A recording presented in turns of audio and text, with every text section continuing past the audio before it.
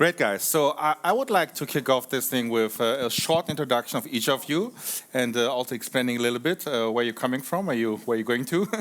And then we're going to talk about the topic, real-world assets in DeFi. So please. Yeah.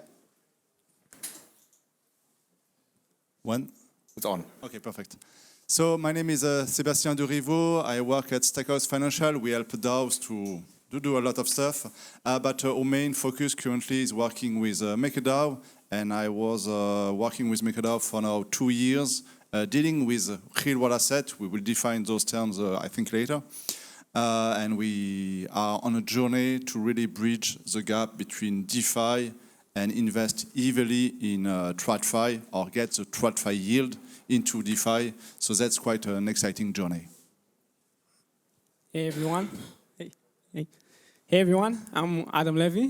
I used to be co-founder at DAOstack, CTO, and now I'm a co-founder at Backed Finance. We're actually doing tokenization of real-world assets, trying to bring major securities such as Tesla, Amazon, things like that, on-chain with like ERC20 freely transferable tokens, same as USDC, but for securities. Hi, my name is Lucas. I'm the co-founder and CEO of Centrifuge. My story with real-world assets probably began in like 2018 when we tried to figure out, okay, how do we allow a business to borrow money against assets such as invoices, purchase orders, stuff, goods to have in stock. From there, we kind of like stumbled into securitizing real-world assets on chain and brought like the first real-world assets into Maker and really are now focusing on kind of like debt, right? So creating an on-chain debt market for all these assets. Hi, I'm Kirejczyk. I work as a CDO for TrueFi, which is uncollateralized lending, on-chain, decentralized, as much decentralized as possible. Thank you, gentlemen. And I would like to know from you, each of you, maybe, or one of you, let's see. What is like a real-world asset in comparison to a non-real-world asset? Maybe you start, Sebastian. Yeah, sure, I can take this one. So what we call real-world asset, it's quite mystical, but it's actually quite easy. On the blockchain, you have native assets, like ETH. And ETH, if you fork, because that will happen soon, if you fork ETH, well, you have 2 ETH at the end, and they are both valuable. One might be more valuable than the others, obviously. Real-world assets are all the assets that, well, it's just a representation on the blockchain. And if there is a fork, only one will have value. One example is USDC. USDC is an ERC token. We can transfer it and do a lot of stuff with it. But at the end of the day, there is only $1 behind each USDC. And so Circle will have to decide which chain is a good one. And the other one will have nothing to do with USDC. And the USDC might go to zero. Maybe not zero because we are in crypto, so it's always a bit more fuzzy, but you get the idea. And real-world assets, usually you think about cars, you think about real estate, you think a lot those kind of stuff. But my experience is that most of the time, real-world assets are legal contracts, which is not super fancy, quite boring, except for lawyers, obviously. But you have a lot of legal work that you usually don't have in crypto, where it's more, well, smart contracts. So engineering, real-world assets are more legal. So, Adam, but Mark, you just want to say something. So is DAI a real-world asset? Can I dive deeper into that? That's a good one. Yeah, that's a good question. By my definition... No, it's not. An hybrid, because you still will have some of the value on the other chain. It's a native asset that some of its backends are like real-world assets. So. And yeah, correct. So maybe, Adam, you give an example of what you do with Backed. So is that a real-world asset, what you have there? That's a real-world asset for sure. And, following Sebastian's definition. In the end, you have a token that represents some contractual obligation by a centralized company. So real-world assets are the tokens issued by CeFi companies, like Backed. And in the end, if, let's say, there's a fork, like Sebastian's example, we cannot pay on both chains because we only have one underlying. Unlike if you have, I don't know, Gnosis tokens or whatever. So if the underlying chain forks, then you get both, and you can choose, or you can play both ends. So at Backed, so you take like a real world asset, like a stock, and you put it like under your own custody and give on that stock token out. Is it right? That's Yes. why your company is called Backed. The token is backed by the real world asset. That's correct. A stock of, let's say, Tesla. But the difference is that you buy the Tesla token and then you put it under your custody and then you give out the token. Yeah, so I think, if you want to peg a token to something, we can speak about USD because this game has already been played. We have Seb here. So if you want to peg a token to USD, you have two ways to do it, right? There's the synthetic version that you have, for example, Maker doing very successfully, or you have the backed version that has been taken, let's say, by Circle and USDC. And we're trying to create a similar, and with stocks you can play the same game, right? You have for example, you want to create an ERC20 token that is following Tesla, and now you can either do it synthetically. We've seen a very bad example by Mirror, and there are other examples by synthetics, and you can have the backed version that is way more complicated on the regulatory side, but is more stable in a way.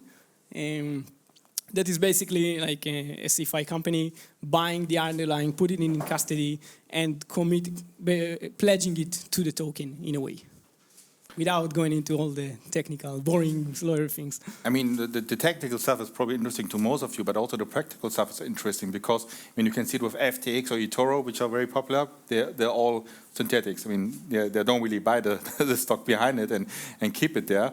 Binance has, I think, both models.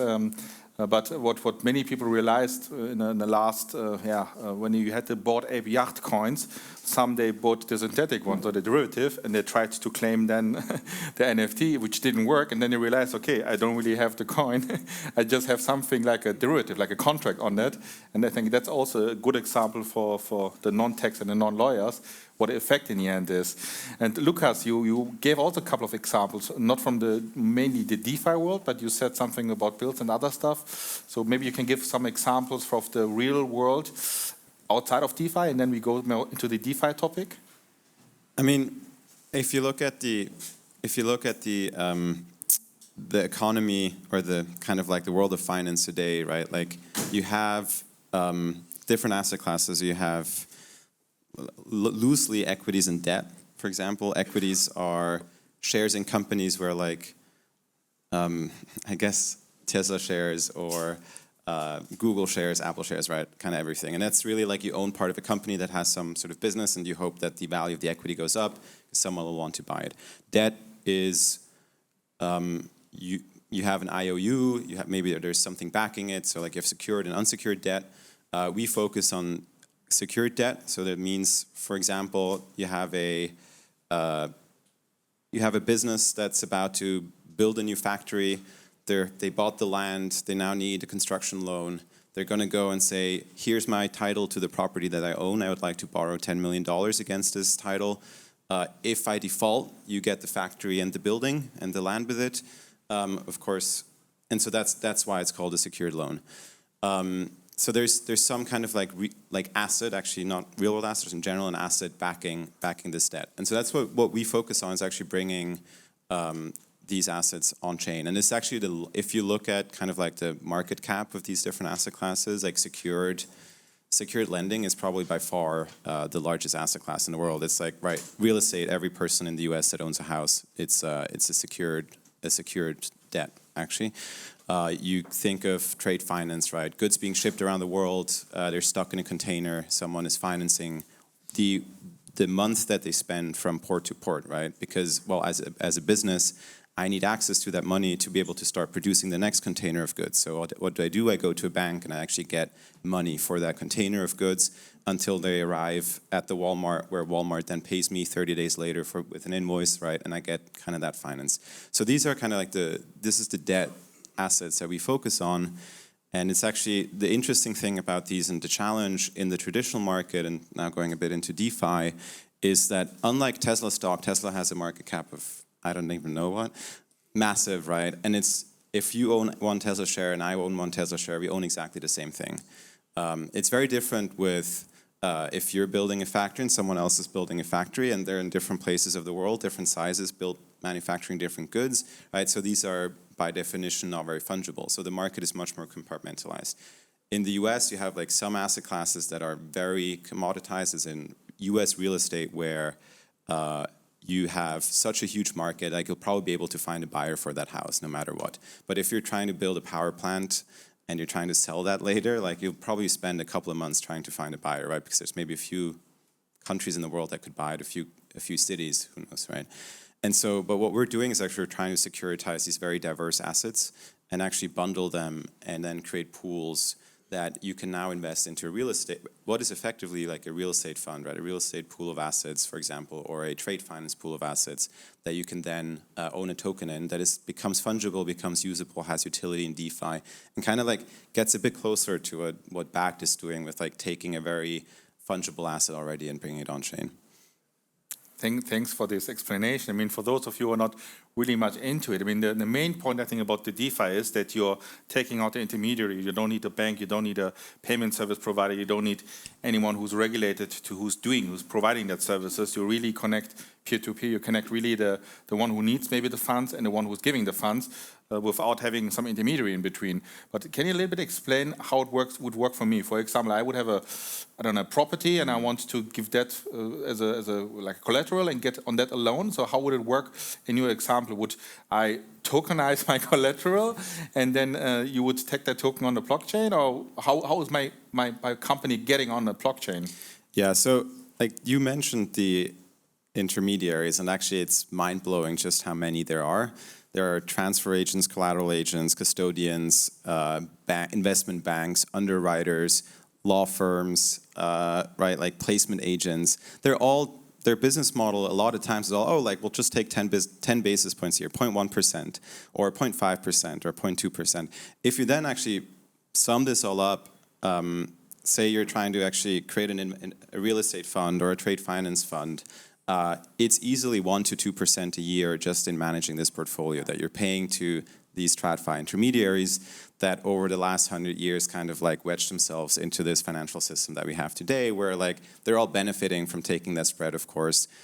So they want to make sure they stay around and make sure that you have all your process in place, that you do your KYC, your AML, you're like in some places they're literally just updating a ledger of who owns shares in your company, right? So like things like that where like to a large part, right, like what we believe DeFi can do is it can replace a lot of these intermediaries.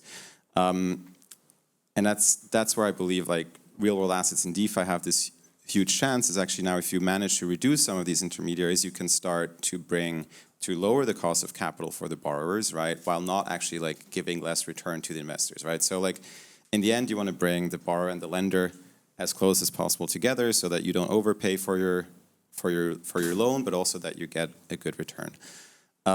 Now, of course, this legal work, all this structuring, this stuff is not simple. So I don't think, at least today, you can go and just take your house and put it into a centrifuge pool, like you could with maybe your Bored Ape or your CryptoPunk. We're not quite there yet, but basically what we do is we work with fintechs who I look at, like if I think of DeFi as the back end of the new financial system, then maybe like you could think of fintechs as the front end, right? They interact with the users, which here are the borrowers. So we allow basically fintechs to take their origination business, cut out a whole lot of like traditional intermediaries, and then actually instead of getting a bank to fund this, they use DeFi to go to Maker, to Aave, to individual investors that just like to own exposure to real estate because they have already too much variable crypto, as an example, right? Great explanation. Marek, I'm looking over to you. You didn't talk that much. Well, yeah. So explain a little bit about the coin. I was talking about tokenizing coin, TrueFi, TrueCoin. You have experience with that. Explain a little bit to the audience how that jumps into like the real world asset and DeFi. Absolutely. So I'm 100% with Lucas here that traditional finance is overcomplex, inefficient. It's expensive. Everybody takes a cut. It's slow. It's difficult to get into. If you're a new player in the market, you need to pay hundreds of thousands of dollars in fees. It's the worst boys club in the world, right? It's- Like old it's boys the club worst. in the world. So it definitely begs for disruption, and also it's one of the hardest because it's so heavy regulated. And I can see, the future when we can get rid of many of those. So if you try to do in US, get rid of some of those transfer agents and all the stuff, it's really, really difficult. We actually work with real life assets before with Maker division, and we try that ourselves. But so I believe eventually regulators will be able to tell, hey, you don't need a transfer agent if it's non-custodial, this and that, right? But reality today is that we're in this trying to find different angles, and TrueFi angle is different than Centrifuge. We focus on unsecured, uncollateralized lending, which is backing up the huge part of financial world, right? Which is like liquidity providers, funds, fund managers, and so on and so forth, right? And one of the great things that we already do today, other than just a lot of them just are ready and go in the DeFi manner, and other needs a little bit more onboarding and need a little bit time to get there. But the value we bring today is you can be a lender to this secret boys club that usually a normal person would not be able to get into, and get those revenues from great funds like Alameda or liquidity providing and this kind of things. I understand the DeFi concept, and I'm more like a progressive lawyer would say we don't need the intermediaries. But as I can see, like for example, a DAO or a decentralized exchange, they say they have protocols and they have an automated market maker and stuff like that. But the reality, if you look at it, there's always a market maker, like someone who's in the background who's providing liquidity and is doing that. So I think you're absolutely right. The law does not stop you from having DeFi, and that's good, because I'm absolutely pro innovation. But if you really look at it, you see that there are still market makers, and there are still those who really participate. There are still those who hold the governance token and the coins like in majority or more than 10%. And is it really decentralized, or is there someone who has is someone there a stakeholder? So how do you see that, Sebastian? Would you say that we are right now in a DeFi world somewhere where you say it's all really decentralized? Also looking at your path with MakerDAO, saying you're working for MakerDAO or you are with MakerDAO. Like, is it a DAO? Is it really truly decentralized? How does it work in the real world? Yeah. Yeah, there is plenty of challenges to be fully decentralized because we are still super early, that's for sure, and doing everything is super complicated. And we worked for more than a year, and Luca was working even before with MakerDAO. So it was a long process because you start, we are decentralized, we don't exist. Okay, who signed the piece of paper at the end? Luca wanted someone to sign, and so it was quite complicated. So we have to find some legal ways, like orphaned entities in nice places like Cayman, BVI, stuff like that. And you are right that it needs a lot of work, and it's not just a smart contract buying some token on Uniswap. That's the end game, but we are not there yet. Most of the tokens that are real world assets are not listed on Uniswap because those are securities. One of the real world assets that is working quite well currently is wrapped Bitcoin. You can buy it almost everywhere. So that's quite easy. But when you are making something more complicated, you need a lot of work, and you have a lot of problems that you need to solve first. And I think we are all working here to solve those problems. So it's kind of messy right now because we have to find solutions. We have to do some experiments to find some ways. Regulation is not helping because there is no clarity whatsoever. And so it's a process, but the end game is really, it will be decentralized, and you will be able to buy any of those tokens we are discussing today on Uniswap at some point. I don't know how, but that's what we are targeting.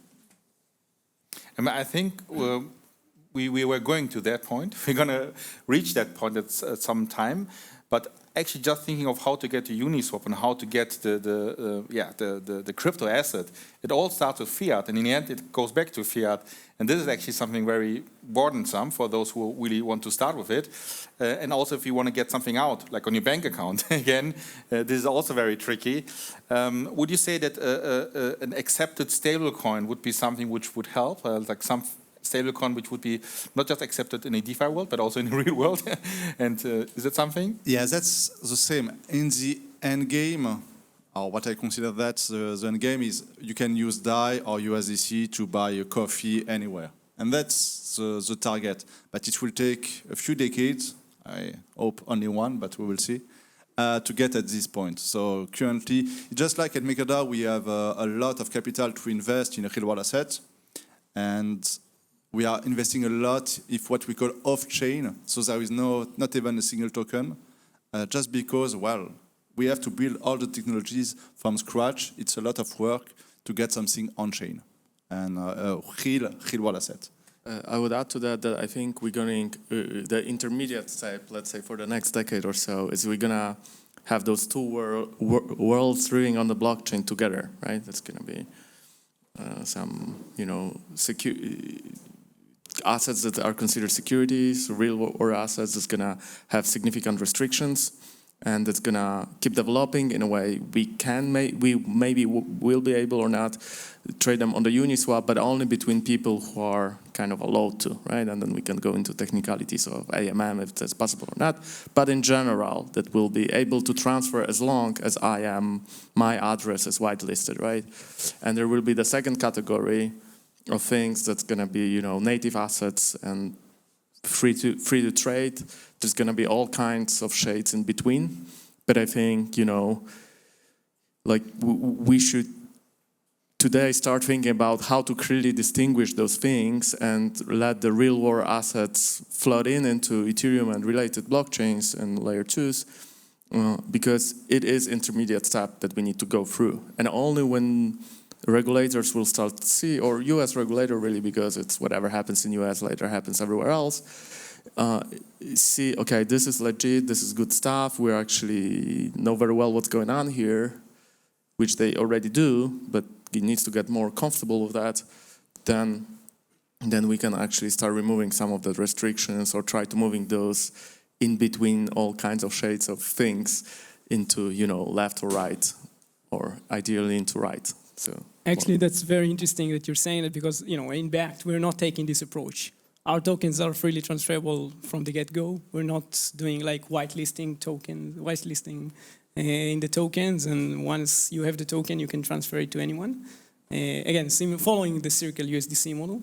It's true that the US, regulation is not it's unclear, let's say, on that for now. But with respect, Bakkt is a Swiss company, and in Switzerland the regulation is actually very clear, and this is allowed. Maybe to make my general counsel happy, then we're not selling to US persons, not redeeming to US persons, not speaking English when it's not necessary. And just to be clear, it's great, and I would like to see more and more of that. But my feeling is that, the bigger real world assets get, the more there is regulatory pressure to actually do whitelisting. Whitelisting doesn't necessarily need to be whitelist per se. It might be blacklisting. No, blacklisting is something else from whitelisting. Yeah. Well, fair point, right? But in a way, there is a saying list. This person has committed a crime and should not, yes. But that's gonna clearly affect, all the infrastructure like DEXs, right? If I have, something in liquidity pool that is blacklisted and so on and so forth, right? So whitelisted or blacklisted or whatever we call it, controlled by the external government bodies. Yeah, for sure. Yeah, blacklisting is something that, we now had the OFAC thing with Tornado Cash and things like that. I don't think this is going away. So it's a good point. I actually wanted to talk about that right now. I mean, you saw the gentleman sitting outside giving the free Alex t-shirts out.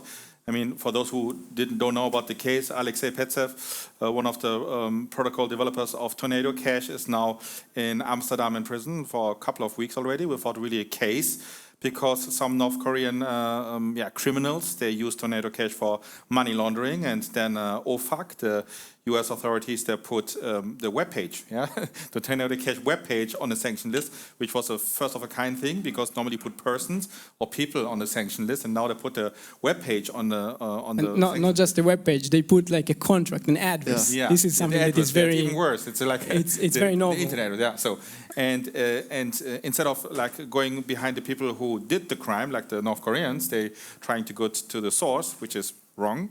And the Amsterdam authorities, they jumped on that train and they took the poor Alexei, who was living with his wife in Amsterdam, and put him in prison, so far in prison, without any case for any support of money laundering, which is not really clear what he actually did.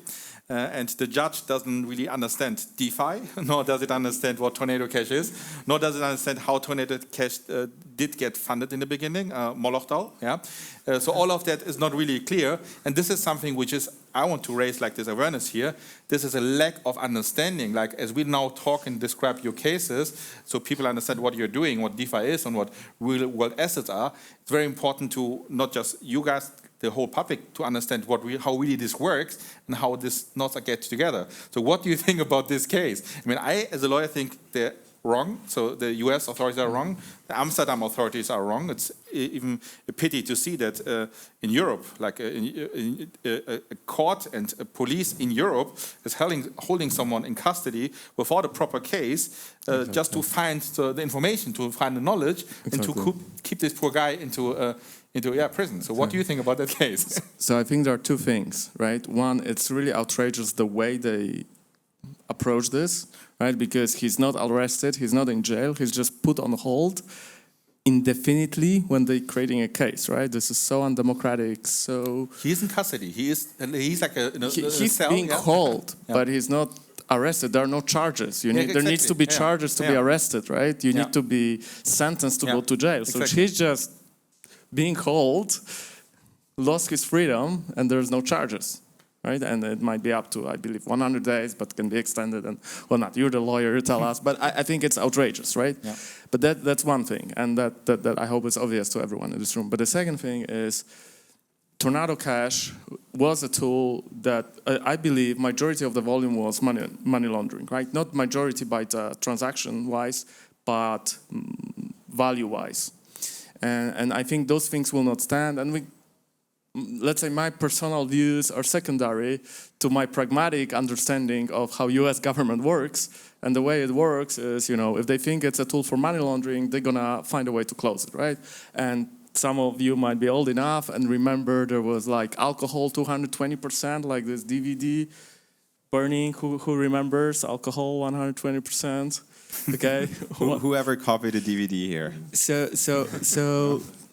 guys, that was used. So those were used to copy CDs, right? You could buy a game, and if you copy it using your Windows or machine, that would fail. The copy would not work on the other computer because it was copyright protected. But if you use alcohol 120%, you can make as many copies as you want and use it.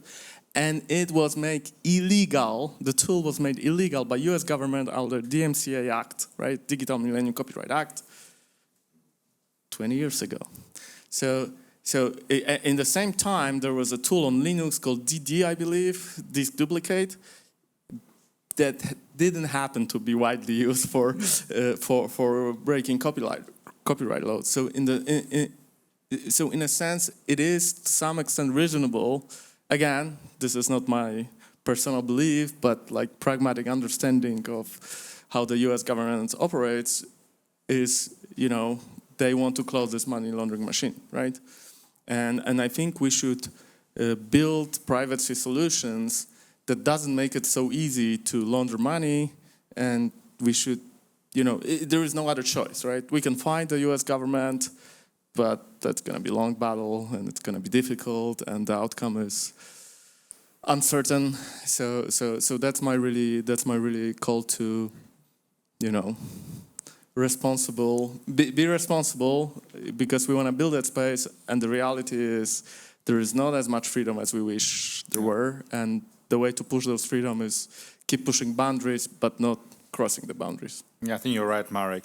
So I want to give the word to the audience. Are there questions to the panelists? Something, There's a gentleman.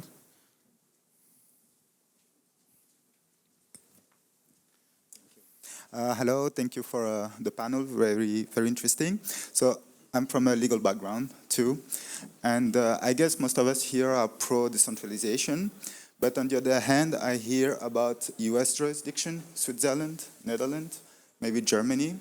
So the question is, what does it take for the industry to start decentralizing regulation? Where are we here? Because as long as we will have centralized jurisdictions, what can we do with, would decentralization be really decentralized? I don't know who can best answer. If I understand correctly, you are speaking, well, there is a regulatory framework for each country and everything is always different. And we have to spend a lot of cash because every time we need a lawyer for the good country to understand what is happening. And I think you're right, having something worldwide would be better.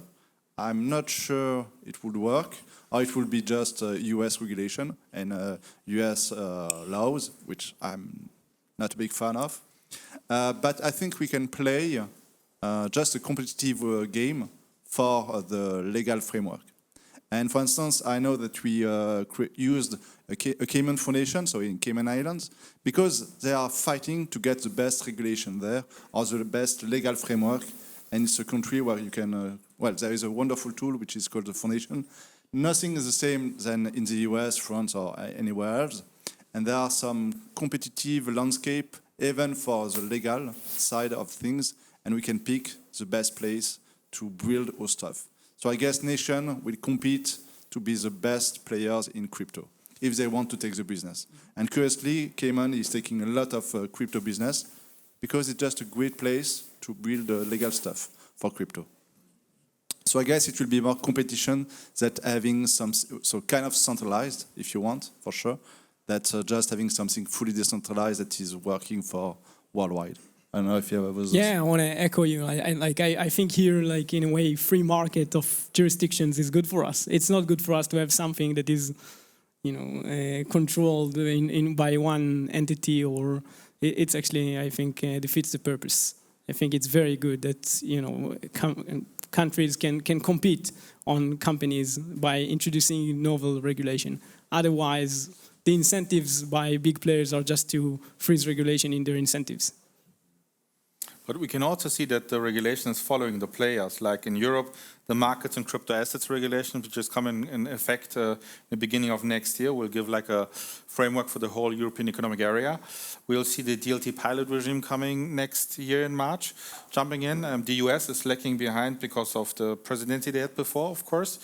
But there's also something going to come, and you can see that the law is really now following the innovation. Before it was different. Before the law was giving the rules, and the product had to follow. But now I can see that it's vice versa. So it was first the product, first the crypto assets, then there was the review coming from the European Securities Market Authority and the European Banking Authority, ESMA and EBA, and then we had the law which came in, and I think this is the going forward, and maybe this helps you. There will be never one law for all the world, for the global market, but there will be some jurisdictions. I mean, I'm fine with Cayman, but the point is, when it comes to regulation, you cannot make regulatory arbitrage by choosing the jurisdiction, because if you want to market your product, let's say in Germany or somewhere else, then you have to comply with the rules. That's a problem. And the same you have with the anti-money laundering stuff. You have the FATF, which is not a law, but they're giving the rules, and you have to comply with it. So I'm coming more in your direction, Marek, to say that we have to comply with it in the end of the day somehow, and that's how it works. But you want to say something? No, but also it seems, and I'm not a lawyer here, but I can clearly see the pattern when something happens in US and then it kind of flows everywhere else in the world, or vast majority of jurisdictions, right? And we see that with money laundering, and over again. Now there is know your customer business requirement in US that is entering Europe now. So the bank need to know what is their customers doing, and they're doing something else, they need to call and ask what. So this is really weird regulation when I heard first about it, and now it's entering Europe, right? And so in a way, this arbitrage between jurisdictions, it's a short game. You can grow as much as possible but then you have to have the business model that is sustainable, right? So that's why I say we should push the boundaries, grow as fast as possible, so that we make a precedent. So the regulator comes and we say, hey, we have all those people using legit products with the good intentions, no money laundering here, or it is, but it's a very small fraction of what we do, right? And then regulator is forced to make it reasonable regulation. If we keep being small and we don't grow fast enough, or we cross the boundaries, like I believe happened with Tornado Cash, then the regulator we're risking that the regulator is gonna come and say we're closing the business, or making some ridiculous regulations that makes it impractical to run such a business. And look at Binance. Best case, Binance, they grew so fast in 5 years, and now they're trying to comply with all the laws and getting everyone licenses. But that's the truth in the end of the day. So you can start good with a jurisdiction where it's easy for the coming in, but from a strategic perspective, you have to have a plan on how to do it in the future. But I think Binance went great, and for the longest time you could withdraw any amount of money, and one day they just say, okay, now you need to go through the KYC. I think they give some reasonable amount of time. Was it a week or two? Which if you're doing money laundering, you're getting too much anyway, right? So and I think Binance is gonna be soon gonna be leader in being compliant. So do we have one more question from the audience? Maybe something which is not related to law? Maybe here in the front? Related to law. I was assuming a sinking unit cost for contracts, like traditional contracts, and so the first question is is this the case? Does it become easier to tokenize real world assets? And then the second question is I've got this idea in mind. For example, my uncle wants to buy an old timer, but he only has half of the money, so he tokenizes 50% of this old timer. How expensive is this? Is this actually possible? And I'm not talking about a company of you guys tokenizing 10 old timers, but really a private person tokenizing something that he can touch, or she, and how far are we from a future where this is actually possible? May I just start and then you gentlemen continue? Because this old-timer example, go on hardstocks.com. Hardstocks, like the heart in the stock. They just tokenize an old-timer with the Liechtenstein entity. So they put the old-timer in a Liechtenstein entity and they tokenize the shares of that company, and you become the shareholder of that company and the indirect owner of that old-timer. You can buy a share from €16.25. And you get a piece of that old-timer. So it's now a Mercedes Bullwing, which is there. You can check it out on the webpage. It's going live now, a project where I helped. And another project, Timeless Investments, here in Germany, in Berlin. They do it without the schnick-schnack going to Liechtenstein and putting up a company. They did it directly, so you can get sneakers, watches, and other stuff, and buy a fraction of that. And it's already working, so it's not the future. It's right now happening. To your question, yeah, was expensive. The first time setting that thing up in Liechtenstein, and also maybe doing it in Germany with Timeless Investments. But then after some time it works. And the benefits of that, maybe this is the point, the benefits of that is that you have 24/7 trading possibility. You do not have the intermediaries. You don't have trading windows. You can do the secondary market trading, which is very important. I think this is the true positive side of the blockchain, that you have a secondary market, not dependent, but peer-to-peer. And you can do that, and it already works. So check both out, Timeless Investments and Hard Stocks. I know that companies tokenize assets, and the question is really when, or I don't know, maybe my uncle could go there and say, hey, I want to tokenize one of you? mine, but, So for now, as Alireza said, this process is expensive and it has a lot of lawyers around it. So Alireza can make a living. But the internet was built for universities to talk to each other. Exactly. And now you have it on your watch, right? Exactly. So it's a couple of decades, as Sebastian said at the beginning. As we scale with, with this type of business and regulation becomes clearer and costs are going down, this will come to it. Okay, but we're very far from this. You need to think of, where is the big pain points and why is it needed now? Okay. So the big pain point is not your whatever relative tokenizing their stuff. The big pain points, if you think about the major financial system, the New York Stock Exchange and other exchanges, they close at 4 and they don't even open on Sunday. Okay, if you coming from crypto and knowing Binance and other places, it's ridiculous. Okay, the fact that the financial TradFi is so inefficient is amazing. Really, if you just start looking inside, it's amazing how inefficient it is. And to put on top of that, think about the amount of people around the world that are just barred from access to this market. So we're talking about underbanked, but if you think about the people that cannot access like Western securities, these are billions, okay? Southeast Asia, Latin America, we're not talking about very poor people even. It's just something, it's a closed system. And I think this is where is the major pain point. And there I think we'll see the breakthrough. And when it comes to you tokenizing your shoes, it will take time. Thank you, Adam. This was some nice closing words. Thank you all for listening. You can get to the panelists afterwards, but we need to cut it off now. Thank you for listening, and please approach the gentleman afterwards, one-to-one. And thank you all. Thank you.